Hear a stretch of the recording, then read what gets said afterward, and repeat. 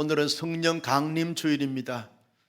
오순절 마가의 다락방에 임했던 그 성령께서 다시금 우리 예배의 현장에 기름 부어주시고 충만케 해주셔서 하나님 앞에 더 멋지게 아름답게 영광스럽게 쓰임받을 수 있는 우리 모두가 되시기를 예수님의 이름으로 축복합니다. 영두삼이라고 하는 사자성어가 있습니다. 용의 머리로 시작했다가 뱀의 꼬리로 끝나는 것, 시작은 굉장했는데 갈수록 점점 더 약해지고 희미하게 되어지고 보잘것없고 초라하게 끝나는 것을 가리켜서 영두삼이다, 그렇게 말하게 되었습니다. 영두삼이의 반대말은 사두용미라고 하는 말입니다. 뱀의 꼬리 머리로 시작했다가 나중에는 갈수록 잘 돼서 용의 머리로 끝나는 것을 사두용미라, 그렇게 말하게 되었습니다. 갈수록 잘 되는 것을 말하는 것이죠. 갈수록 번창하고 갈수록 아름답고 갈수록 풍성해지는 것을 사두용미다, 그렇게 말하게 되었습니다. 나는 온사랑교회 성도님들이 살아갈수록 아름답고 살아갈수록 복된 하나님의 은혜가 넘쳐나기를 주님의 이름으로 축복합니다. 하나님께서 인간을 창조하시고 가장 첫 번째로 말씀하신 말씀이 있습니다. 창세기 1장 28절 말씀인데요, 같이 보실까요? 시작. 하나님이 그들에게 복을 주시며 하나님이 그들에게 이르시되 생육하고 번성하여 땅에 충만하라, 땅을 정복하라, 바다의 물고기와 하늘의 새와 땅에 움직이는 모든 생물들을 다스리라 하시니라. 생육하고 번성하고 땅에 충만하라, 그렇게 하나님께서 말씀을 하셨습니다. 하나님의 아들들과 사람의 딸들이 자포남으로 말미암아 하나님을 떠나고 다른 것을 자꾸 추앙하고 숭상하다가 하나님 앞에 홍수 심판을 받게 되었습니다. 노아의 8식구만 방주 안에서 살게 됐는데 이제 홍수가 끝나고 물이 다 빠지면서 방주에서 노아와 그 아들들이 나와가지고 새로운 삶을 시작할 때 하나님께서 주신 말씀이 있습니다. 창세기 9장 1절 말씀인데요, 같이요, 시작. 하나님이 노아와 그 아들들에게 복을 주시며 이르시되 그들이 생육하고 번성하여 땅에 충만하라, 생육하고 번성하여 땅에 충만하라, 그렇게 말씀을 했습니다. 여러분, 아브라함이 하나님의 부름을 받고 이제 하나님의 언약 백성으로 새로운 삶을 시작할 때 하나님이 아브라함에게 주신 약속의 말씀이 있습니다. 창세기 12장 2절 말씀인데요, 같이요. 내가 너로 큰 민족을 이루고 내게 복을 주어 내 이름을 창대하게 하리니 너는 복이 될지니라. 아브라함아, 너는 잘 될 거다, 창대하게 될 거다, 복이 될 거다, 그렇게 하나님께서 약속해 주셨습니다. 이스라엘 백성들이 바벨론 포로 생활을 마치고 이제 귀환하게 되어지는 그것을 예언하는 이사야 선지자가 이사야 60장 22절에서 이렇게 말합니다. 같이요, 시작. 그 작은 자가 천명을 이루겠고 그 약한 자가 강국을 이룰 것이라. 때가 되면 나 여호와가 속히 이루리라. 여러분, 그 약한 자가, 작은 자가 천명을 이루고 약한 자가 강국을 이룬다. 갈수록 잘 되겠다, 갈수록 번창하겠다, 갈수록 복되겠다라고 하는 말씀들입니다. 창세기 1장 28절 말씀이나 창세기 9장 1절 말씀이나 창세기 12장 2절 말씀이나 이사야서 60장 22절 말씀 등을 보게 되면 하나님께서 우리 하나님의 사람들에게 기대하는 바가 있습니다. 그것은 앞으로 하나님을 잘 믿고 하나님을 잘 이렇게 따라서 살게 되었으면 하나님이 반드시 잘 되게 하고 번창하게 하고 복 주시고 그리고 귀하게 쓰임받게 되어지는 이런 삶을 살기를 원하시고 바라시고 기대하시는 하나님의 소원, 하나님의 마음, 하나님의 기대치가 있는 것을 보게 되었습니다. 하나님의 소원과 기대치에 따라 여러분 개인과 가정과 우리의 공동체와 이민족이 살아갈수록 복되고 살아갈수록 아름답고 살아갈수록 영광스러운 은혜와 축복이 넘쳐나기를 예수님의 이름으로 축복합니다. 여러분, 살아갈수록 우리가 잘되고 복된 삶을 살기 위해서 무엇을 갖추어야 합니까? 무엇이 있어야 되겠습니까? 바울은 에베소 교회 성도들에게 너희들이 앞으로 살아가면서 잘되고 살아가면서 쓰임받기 위해서는 반드시 이거 하나 갖추어야 된다, 이거 하나 가져야 된다, 이거 하나 내 마음속에 무장돼야 된다. 그것이 뭐냐? 15절 말씀을 다 같이 봅니다. 시작. 그런즉 너희가 어떻게 행할지를 자세히 주의하여 지혜 없는 자 같이 하지 말고 오직 지혜 있는 자 같이 하여. 뭘 말합니까? 지혜를 가져야 된다. 지혜 없게 되었으면 갈수록 어둡고 갈수록 절망스럽고 갈수록 낙담할 수밖에 없는 삶이 되어지지만, 하늘의 지혜, 하나님의 지혜를 품게 되었으면 갈수록 잘되고 갈수록 아름답고 갈수록 신령한 삶을 살게 되어진다. 그래서 지혜가 중요하다. 지혜를 소유해라, 지혜를 가져라, 그렇게 말씀하고 있는 것을 볼 수 있습니다. 여러분, 지식은 아는 것을 말하지만 지혜는요, 아는 것을 실제 삶에 적용하는 능력과 그 역사를 말하게 되었습니다.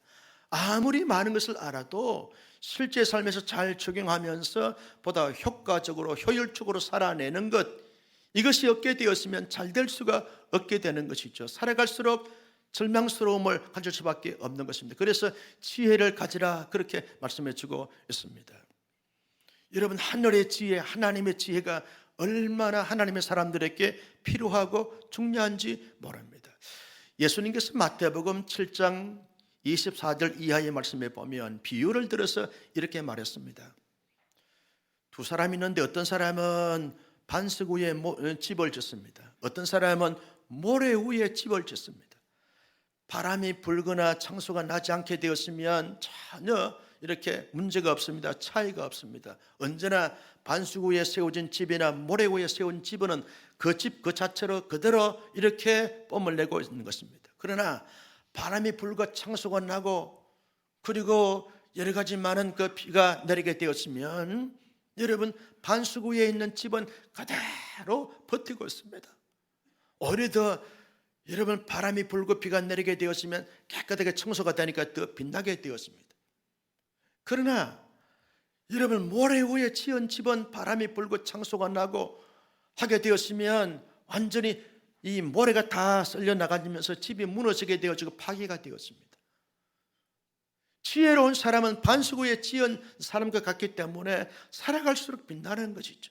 어려움이 오면 어려움이 올수록 그 지혜를 가지고 잘 헤쳐나가게 되면 더 빛나는, 더 아름다운, 더 찬란한 삶을 살게 되지만, 어리석은 사람이 모래 위에 지은 집처럼 어려움을 당하고 한난을 당하고 고통을 당하게 되었으면, 지혜 얻게 되었으면 갈수록 힘들고 갈수록 어려워지게 되어진다는 거죠.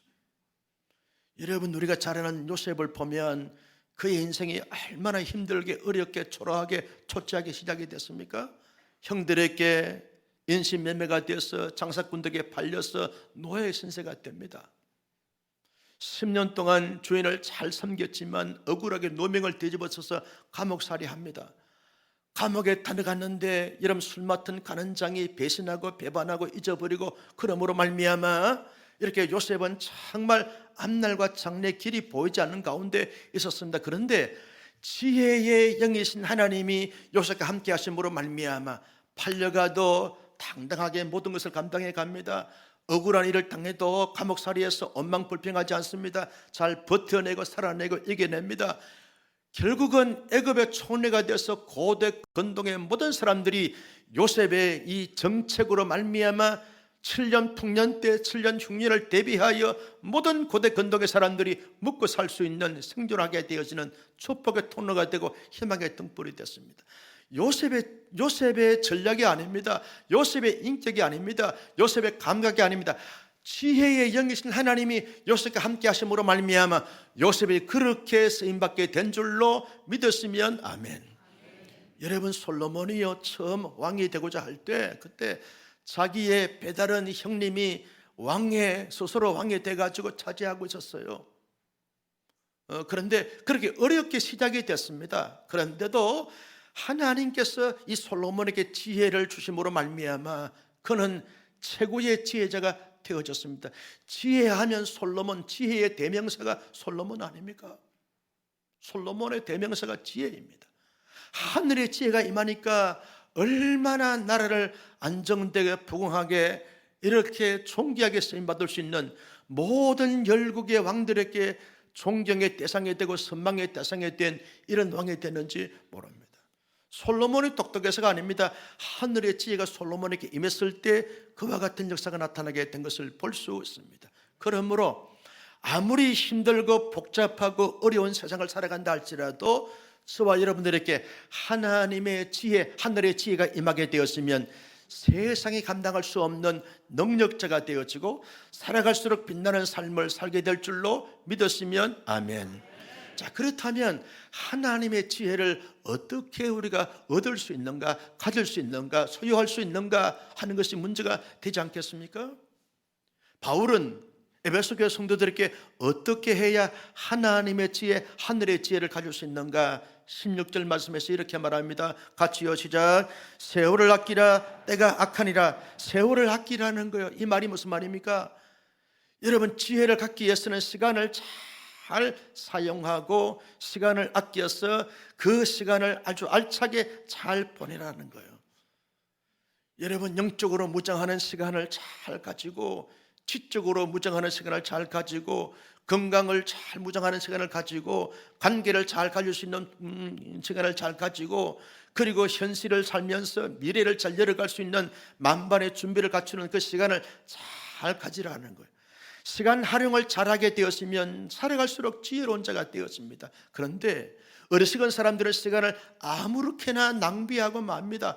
허송세월 보내는 것입니다. 여러분, 시간을 헛되게 보내는 사람, 허송세월 보내는 사람들이 살아갈수록 지혜로움을 가질 수가 없는 것입니다.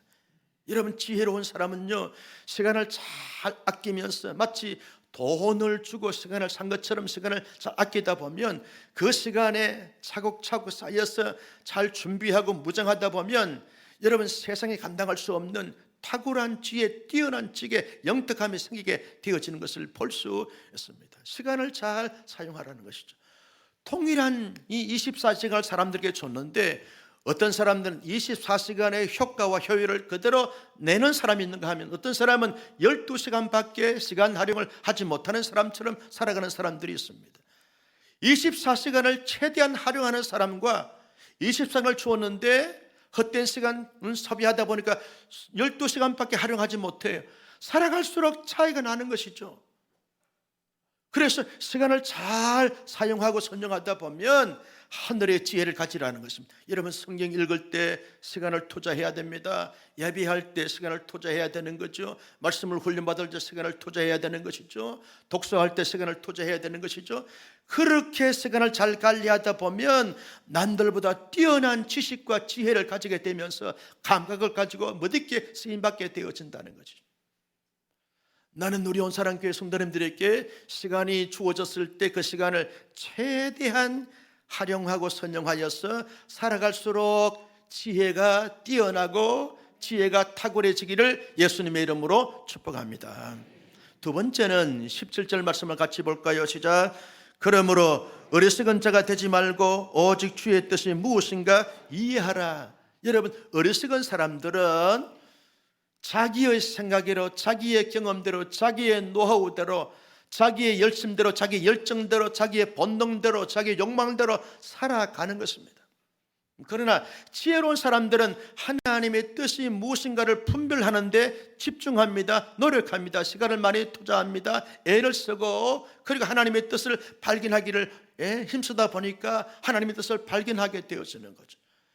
하나님의 뜻을 발견하고 난 다음에는 아무리 사람들이 이런 말 저런 말 하면서 호리고 유혹한다 할지라도 그런 것에 기울거리지 아니하고 주님의 뜻을 발견했으면 주님의 뜻을 따라서 삶을 실제로 살아가고 살아내는 것입니다.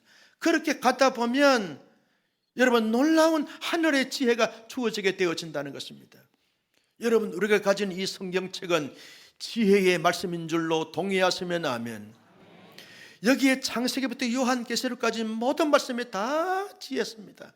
여러분, 욥, 시편, 잠언, 전도, 아가스만 지혜서가 아닙니다. 창세기부터 요한계시록까지 다 지혜입니다. 여러분, 이스라엘 사람들, 유대인들은요, 모세 오경만 성경이라고 생각하고 얼마나 그들이 성경을 암송하고 성경을 이렇게 연구하면서 묵상하면서 토론하는지 모릅니다. 그러니까 세계적인 지혜자들이 다 유대인들 아닙니까? 우리는 노벨상 하나 가지면서도 긍지를 가지는데 그들은 노벨상이 200 몇 개가 넘어요. 놀라지도 않고. 어디서 옵니까? 하나님의 지혜의 말씀을 읽고 묵상하고 이 말씀을 가지고 토론하다 보니까 우리나라는 주로 주입식 교육을 하지만, 주관식 교육을 하지만 유대인들은요 토론식 교육을 합니다. 말씀 하나 읽어놓고 어떻게 생각하냐 쭉 토론하면서 그렇게 하다 보니까 지혜가 끊임없이 계속 발전되어진, 그래서 세계 경제, 문화, 역사 그리고 모든 것을, 정치를 다 유대인들이 다 접근하고 있다 그러잖아요. 다 배우시 조정한다 그러잖아요. 주님의 뜻이 무엇인가 분별했으면 그 주님의 뜻을 따라서 살아가는 사람들은 지혜로운 사람이 되어지지만, 자기의 경험이 최고라고 생각하고 자기가 얄팍한 지식이 마치 대단한 지식인 양 착각하면서 그것만 주장하게 되었으면 시대에 뒤떨어지게 되어지고 도태하게 될 수밖에 없다는 거죠. 그래서 하나님의 사람들은 언제나 자기의 마음을 열어놓고 하나님께서 말씀하신 말씀이 무엇인가를 잘 분별하고 그 말씀에 집중하면서 그 말씀을 들어야 한다는 거죠. 주의 뜻이면 아멘하고 순종하고 살아가다 보면 탁월한 지혜, 영특한 지혜, 뛰어난 지혜가 우리에게 찾아오게 되어진다는 것입니다. 나는 언제나 내 마음대로, 내 생각대로, 내 뜻대로 살아가는 자가 아니라 하나님의 말씀을 통하여 주의 뜻을 발견하고 그 뜻대로 살아감으로 말미암아 살아갈수록 지혜로운 자가 되어지기를 주님의 이름으로 축복합니다. 세 번째, 어떻게 해야 지혜가 주어지는가? 18절 말씀을 다 같이 봅니다. 시작. 술 취하지 말라. 이는 방탕한 것이니 오직 성령으로 충만함을 받으라. 여러분, 성령 충만한 사람들은요 지혜로운 자입니다. 왜? 성령이 지혜의 영이시기 때문에 그런 줄로 믿습니다. 성령 충만하면요 하늘의 영적 세계가 열리게 되었습니다. 그래서 성령 충만한 사람들은 통전적으로 시대를 보고 상황을 보는 것입니다.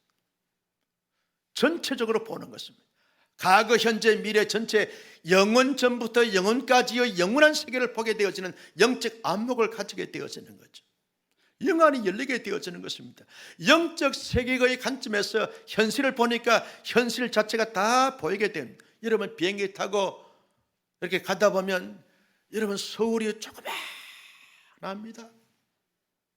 다 이렇게 총괄하게 되어지는 것입니다. 서울 땅에서 서울을 보게 되어지면 앞만 보이지만 높이 올라가면 넓게 보이고 전체 보이고 크게 보이는 것입니다. 영안이 열린 사람들은 과거, 현재, 미래 전체를 다 간파하게 되어지니까 지혜로움을 가지지 아니할 수가 없게 되어지는 것이죠. 그러나 술 취한 사람들은 현실과 과거와 그리고 불안만 가중될 뿐입니다. 그래서 바울이 말합니다. 너희가 술 취하게 되어지면 어리석은 자가 되지만 성령 충만한 자가 되어지면 지혜로운 자가 되어진다라고 그렇게 말씀해 주고 있습니다. 오늘 성령 강림 주일에 우리 모두 성령의 충만해지기를 주님의 이름으로 축복합니다. 여러분, 성령 충만한 거 술 취한 거하고 유사점이 있습니다. 그것이 뭐냐? 술 취한 사람들은요 술의 지배를 받아요. 술의 통치를 받습니다. 알코올의 영향에 따라서 자기의 삶이 이렇게 좌지우지 되어지는 것을 보게 되었습니다. 술 취한 사람들은요 걸음을 걸어가도 8팔자로 걸어갑니다. 왜냐하면 알코올의 영향을 받아서 제대로 걸어갈 수가 없는 거예요. 성령 충만한 사람들은 성령의 지배를 받고 성령의 통치를 받습니다. 그래서 성령 충만한 사람들은 성령 충만하지 않는 사람과 확연한 또 다른 삶의 모습을 가지면서 멋있게 살아가고 찬란하게 살아가고 신령하게 살아가는 것을 보게 되었습니다. 차이점이 뭡니까?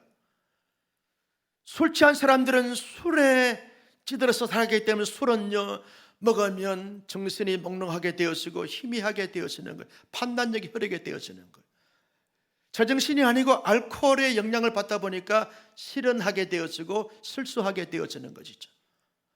술 취한 사람들은요 말이 많고 어떤 사람은 파괴적이고 공격적이고 그렇게 술에 취하다 보면 알코올 중독 상태에 빠지게 되었으면 인생은 추락하게 되어지는 것을 보게 되었습니다.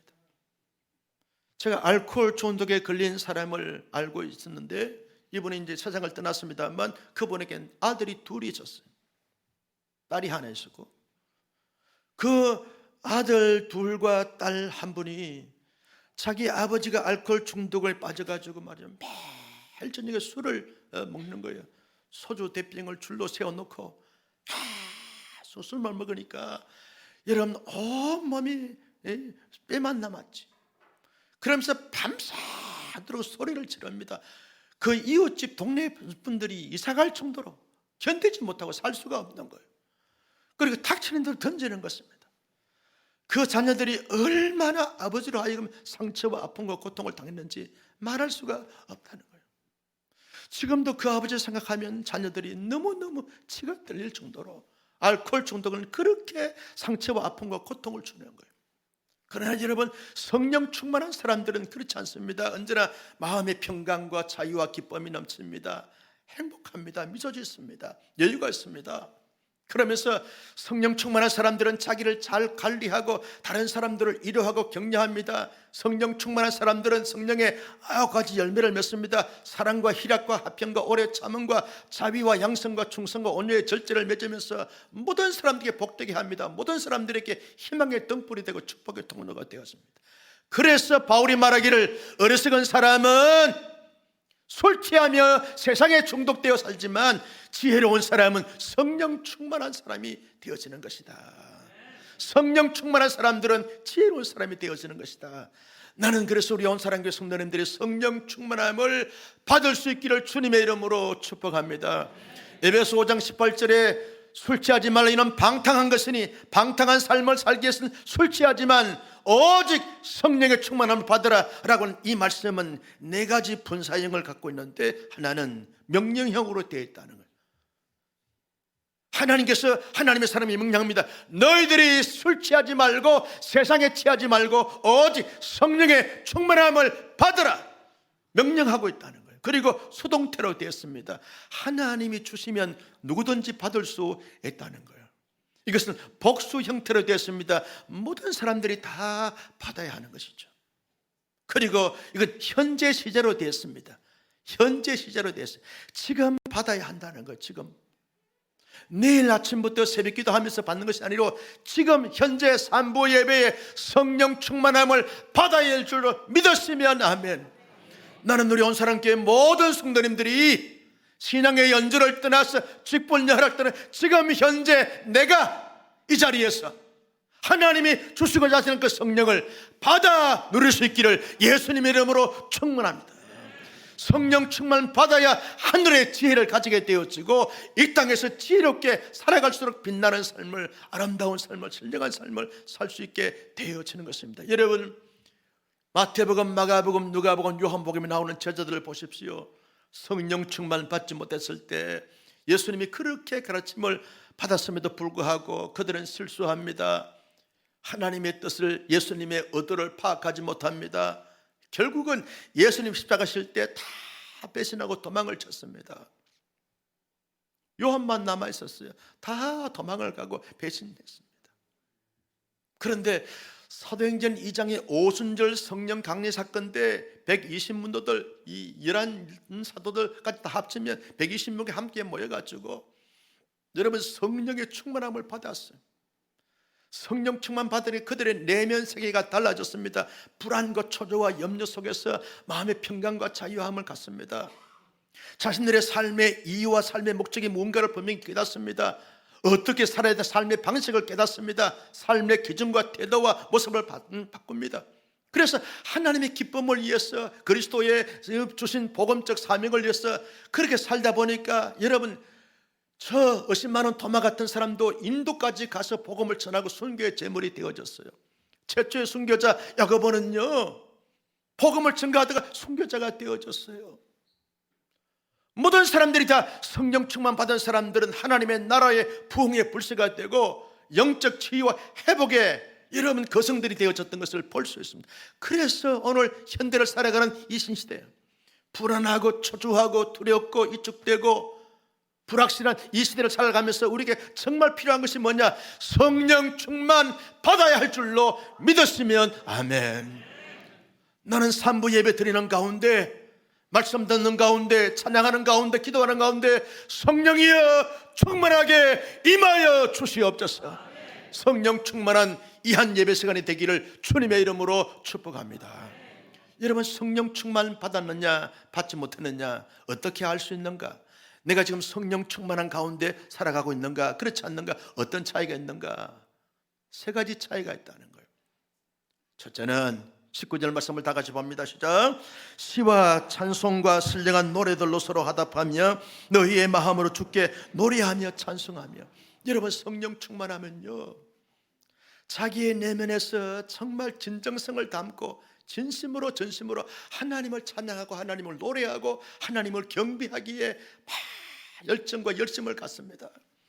그저 내 삶이 힘들고 어려워도 하나님을 찬양합니다. 하나님을 경배합니다. 내 삶이 형통하고 모든 것이 잘 원활하고 풀려가는 가운데서도 하나님을 노래하고 찬송합니다. 모든 근심, 걱정, 불안, 초조, 눌림이 있을 수 있지만 그 가운데서도 하나님을 찬양하고 하나님을 노래합니다. 하나님이 나의 하나님이 되신 것 너무 감사하고 너무 고마워서 하나님을 찬양하는 거죠. 나 같은 죄인이 구원받아 하나님의 사람이 된 것 너무 감사하고 감동해서 하나님을 찬양하는, 노래하는 거죠. 나도 모르는 사이에 노래하고 찬양하고 경배하는 모습들이 나오게 되어지는 것, 성령 충만함을 가진 사람인 줄로 믿었으면 아멘. 여러분, 우리나라가 전 세계적으로 그렇지만 코로나 팬데믹 3년을 지나면서요, 특별히 우리나라에서 이 인기 스타가 되어지고 유명세를 떨친 사람들이 있습니다. 누구냐? 미스트롯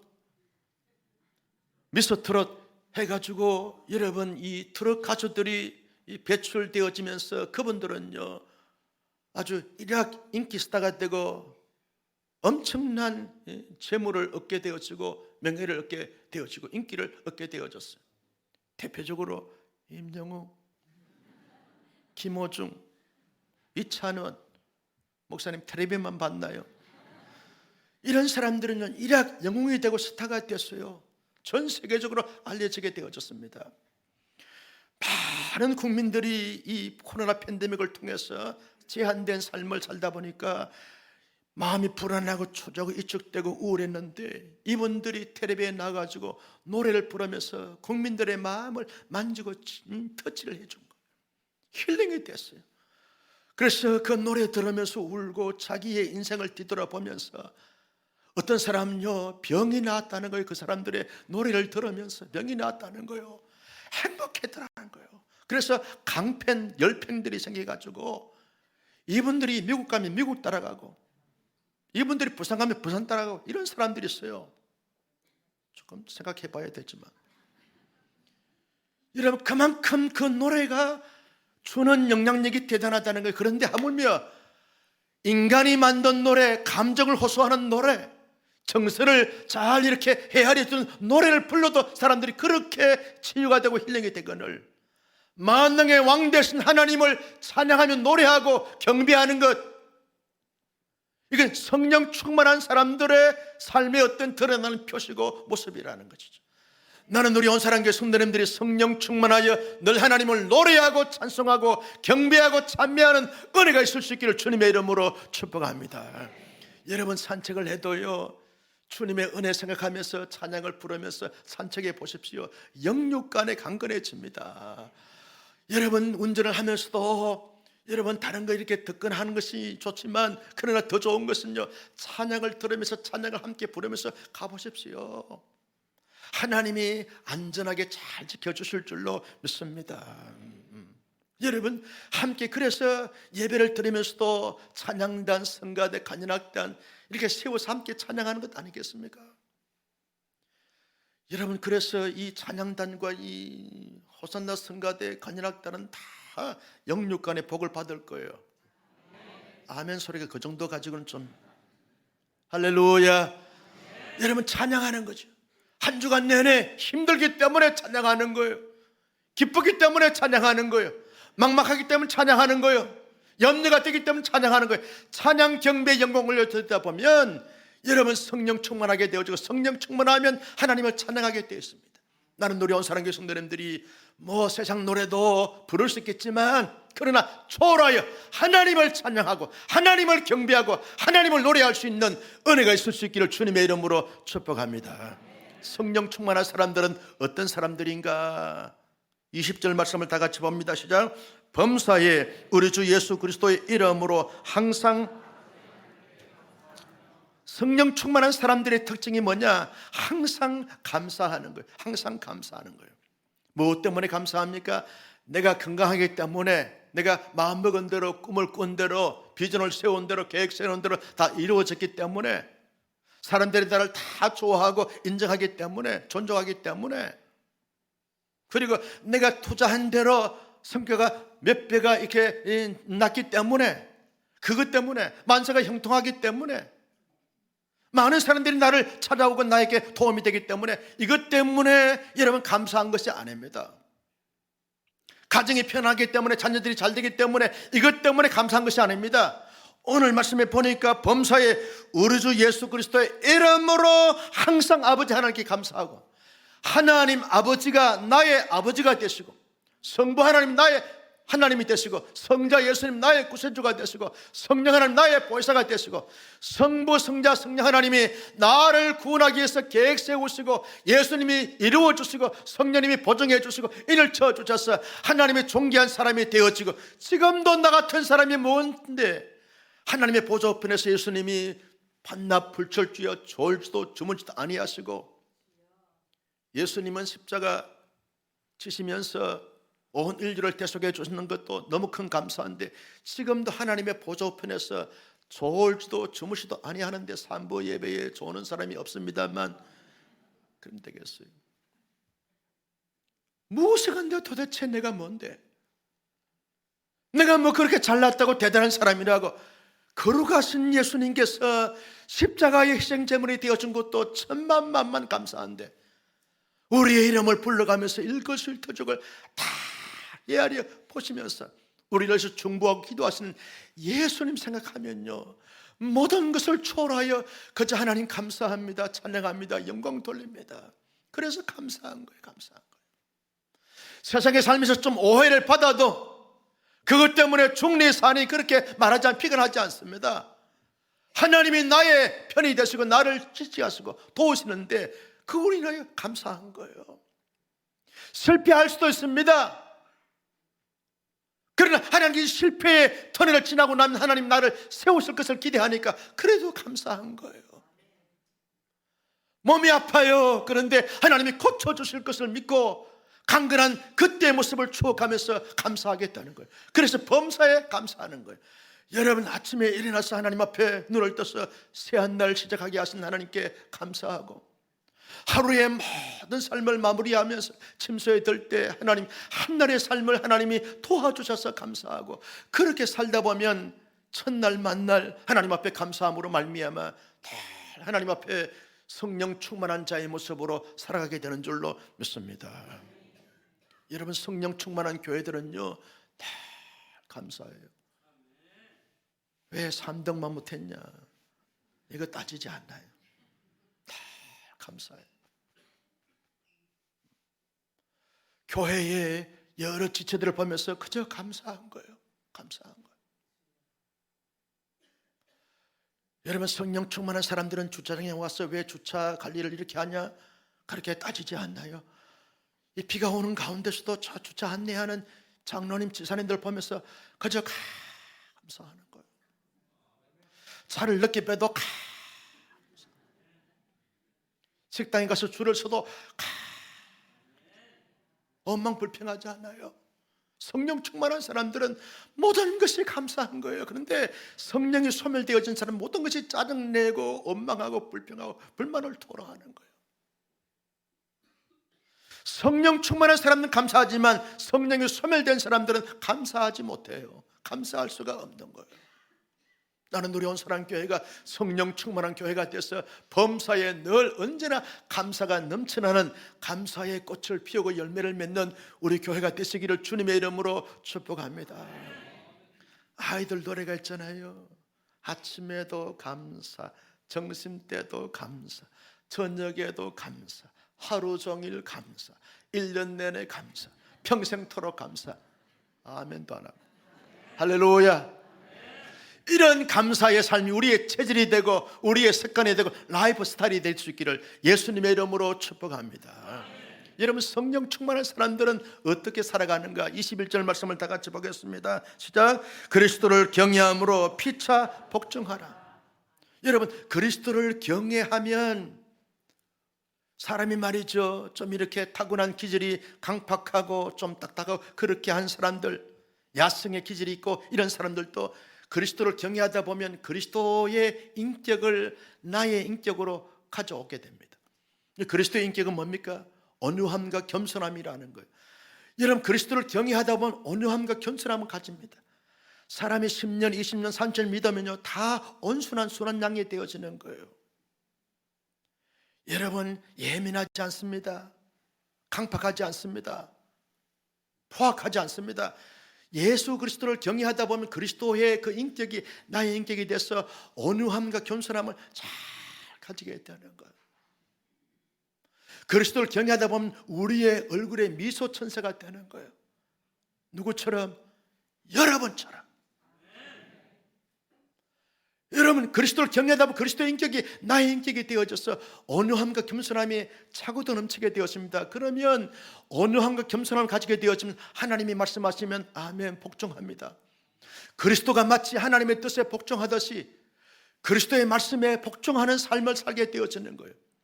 그러면서도 가정에서도 피차간에 복종합니다. 남편이 아내의 말에, 아내의 말에 남편이 복종하고 서로 피차 복종하게 되어지는 거예요. 여러분, 성령 충만하면 그리스도를 경외함으로 말미암아 그리스도의 길 가진 사람들은 교회 안에서도 당에서 결정하면 온 성도들이 따지지 않습니다. 왜 장로님들이 그렇게 결정했느냐고 이거 따지지 않나요? 함께 같이 기쁨으로 복종하는 거예요. 복종하는 거예요. 성령 충만한 사람들, 그리스도의 인격을 닮은 사람들은 사회에 나가서도 여러분 권위자들에 대해서 함부로 무리하게 행동하지 않습니다. 복종하는 거예요. 복종하는 거예요. 순종합니다. 자연적인 질서를 잘 지키면서 그저 피스메이커로 살아가는 거예요. 트러블 메이커가 아닙니다. 피스메이커로 살아가는 거예요. 이게 성령 충만한 자들의 모습이라는 거예요. 여러분, 우리는 우리 스스로 진단해 봐야 됩니다. 나는 정말 나의 인격이 그리스도의 인격으로 무장되어 있는가? 매 수요일마다 하나님 앞에 예배하지만 그리스도의 인격이 온유함과 겸손함이 내 안에 가득 차고 넘쳤는가? 나는 하나님의 말씀에, 하나님의 뜻에, 하나님의 비전에 순종하면서 그렇게 가는가? 여러분, 쉽지 않습니다. 성령 충만하면 가능하게 되는 줄로 믿습니다. 내일부터 다음 주 월요일까지 저와 우리 선교팀장 청로님이 이 GM에서 이 우리 총회 선교회에서 주관하는 실크로드 선교 대회를 섬기기 위해서 갑니다. 40여 명의 저 터키에서 카자흐스탄까지 아주 열악한 힘든 지역에서 선교하시는 선교사님들을 위로하고 그들에게 말씀 집회하기 위해서 가는데요, 우리 교회가 전적으로 그분들을 섬깁니다. 제가 말씀으로 두 서너 차례 섬기고 또 거기 사모님들을 위로하고 격려하고 그렇게 섬기기 위해서 갑니다. 여러분, 실제로 이 코로나 팬데믹 상황 속에서 가는 거 머뭇거리가 많아요. 여러 목사님들이 가셔야 되는데 안 가니까 제가 감당해야 될 것이 너무 많아요. 왜 안 가냐? 힘들기 때문에 안 가는 거예요. 왜 안 가냐? 피곤하기 때문에. 왜 안 가냐? 돈 들기 때문에 안 가는 거예요. 나도 많이 망설였어요. 그런데 하나님 자꾸 윤성관 선교사님을 통해서 목사님이 안 오면 안 됩니다. 주의 뜻인 줄 알고 순종하면서 가는 거예요. 가고 싶어서 가는 게 아니에요. 지금도 가기 싫어. 그런데 하나님이 선교사님을 통해서 목사님이 안 오면 안 됩니다. 목사님이 지난 4년 전에도 오셔가지고 말씀을 통해서 선교사들의 마음을 만져서 얼마나 사모님들이 목사님의 말씀을 그리워하는지 모릅니다. 오셔서 말씀 전해주시고 위로해 주시고 밥도 사주세요. 그래서 말씀으로 영으로 꼴을 먹이고 밥 사주기 위해서 가는 거예요. 많은 선교사님들이 선교 지원이 끝 단절됐어요. 사모님들이 아니 본국에서 선교 지원금이 들어와야 생활할 수 있는데 생활비가 떨어지는 거예요. 사모님들이, 많은 사모님들이 우울증에 걸렸어요. 그분들을 좀 밥 사주고 커피 사주고 위로하기 위해서 가는 거예요. 주의 뜻인 줄 알고 여러분, 내 마음대로 내가 생각대로 하는 것이 아닙니다. 주의 뜻이면 예수 그리스도처럼 순종하며 살아가는 것이 우리의 삶이 되어져야 할 줄로 믿었으면 하면, 성령 충만한 사람들은 자기 뜻대로 살지 않습니다. 주의 뜻대로 살아갑니다. 성령 충만한 사람들은 언제나 불평하며 살지 않습니다. 감사하며 삽니다. 성령 충만한 사람들은 주장하지 않습니다. 복종하며 살아갑니다. 이런 삶이 저와 여러분 우리 모두의 삶이 될 수 있기를 예수님의 이름으로 축원합니다. 존귀하신 아버지 하나님, 주신 말씀 마음속에 새겼습니다. 이 말씀대로, 이 말씀 따라, 이 말씀과 함께 살아갈 수 있는 하나님의 사람들이 다 되게 하여 주시옵소서. 언제나 성령과 은혜가 충만한 가운데 하나님을 찬양하고 경배하고 영광 돌리며